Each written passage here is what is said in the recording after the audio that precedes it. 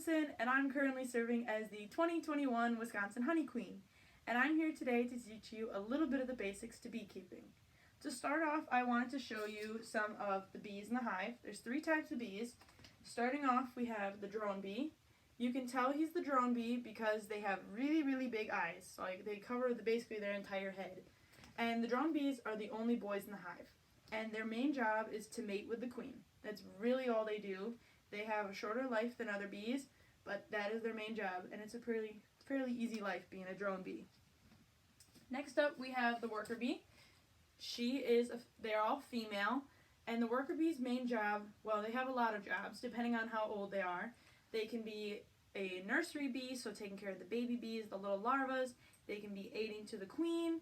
One of the very last jobs that they'll actually have is going out of the hive and being a forager and collecting the materials for making honey. So they're the pollinators. And so this is a bee on the hive, on the flower. You can see she's got nectar stuck to her feet, so she's pollinating. So that's what you're seeing when the bees are out and about. And then finally, probably the most important, the whole hive would be lost without her, is the queen bee. So you can tell which bee is the queen bee because she's got a much larger body than the other bees. She's surrounded by worker bees at the moment. You see how small they are compared to her. And her main job is to rule over the hive and to lay eggs. So she is the mom of the group and she controls what the hive does. So she's very important to keeping the group together. So when you see bees out and about, they are pollinating. So about a third of our food needs to be pollinated, and bees actually do 80% of that pollinating. So they're really, really important. So this is a bee out on the flower pollinating again, and she is collecting materials to bring back to the hive to make honey. When she gets back to the hive, this material, nectar, is going to have to have some water removed from it in order to make it into honey. So what this bee is doing right now is what we call fanning. So in order to remove the water, the bees have to heat up the honey. So what they do is they take their wings and they fan them really, really, really, really fast, and they heat it up. That's why it's actually really warm inside hives, and that's one of the issues is we're trying to ventilate and keep them cool inside. So when they're doing this fanning, they're evaporating the water, just like when you heat up a pot of water and you're boiling it, you'll see the steam coming off. That's what the bees are doing. And after they remove that water, they have a couple special ingredients that they add in. I won't get too technical, but they add in a few ingredients to make it into honey, and then they put a little wax cap on it in order to preserve the honey. Because honey never actually goes bad. That's the cool thing about it, is you could buy a jar of honey and 10 years from now it's still good.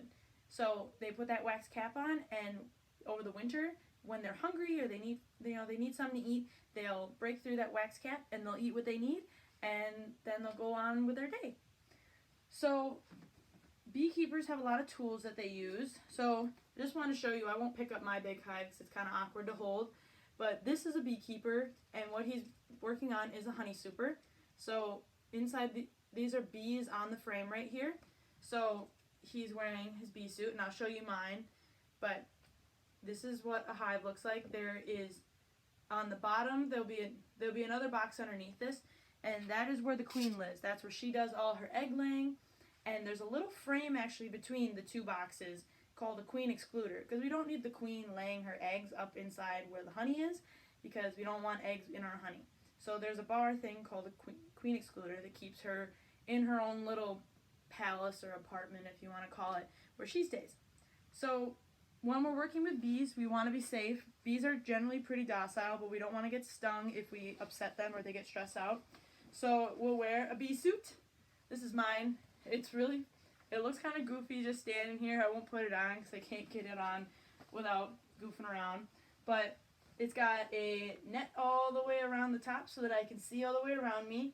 And there's a zipper that we want to keep all the way closed so that we don't have bees in our suits, because that would be a really bad situation. We wear white because we want to not attract the bees. Bees are attracted to more colors like you see on flowers. So we wear a white and lighter color clothing underneath, just so that the bees, they're not attracted to us that much. Next thing we wear, almost lose these, is gloves. We wear gloves just to protect our hands also. So mine have a little mesh so that it keeps them cool, because we're working in the summer when we're looking at our hives mostly, so we want to keep cool. So these are gloves that we'll wear. And then sometimes people will you can have a full body bee suit, or you can just wear loose pants so that the bees can't sting through your clothes. And then inside that honey frame, inside the beehive, there's these honey frames. So I'll get that really close. So there's this plastic sheet that we put in there that gives the bees kind of like a base to go off of, because they make that little hexagon shape naturally, but we give them this frame just to help them along a little bit. So they'll build off of this frame, and this is what we collect the honey from. The other tools that a beekeeper will use is called, it's got a really tricky name, a hive tool. Use your hive tool on your hive. So what this does, this is the main tool that a beekeeper is going to use. So honey can get really sticky, obviously. So sometimes we'll chisel the honey away from each of the frames, and then you'll use your hive tool to pick up the frames. So that makes it easier and makes the job go a lot faster. So that's your hive tool.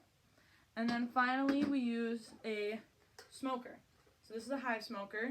So what you do is you put little like burnt leaves in there, and then we light a match, and there'll be like a little kindling inside here, and you can kind of hear it. So when you pump it, little smoke will come out.